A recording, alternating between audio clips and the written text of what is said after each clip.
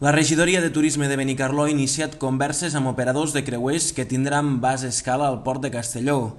En aquest sentit, la regidora encarregada de l'àrea, Mamen Irureta Goyena, ha indicat que ja se'ls ha facilitat a aquests informació sobre el municipi amb la intenció d'entrar en aquest mercat turístic. Se han iniciado contactos con agentes operadores de cruceros que tendrán base escala de crucero en el puerto de Castellón y se les ha puesto a su disposición todo tipo de información de la ciudad: gastronomía, comercio, mercado, playas, zona de visitas, fiestas, etc.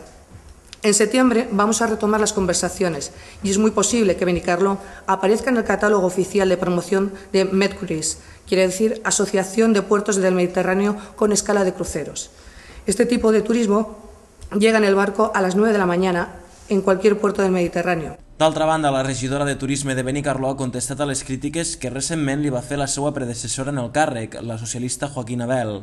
Així, respecte a la suposada existència de passarel·les per a les platges sense utilitzar, Mamen Irureta Goyena ha afirmat que només queden unes poques en reserva.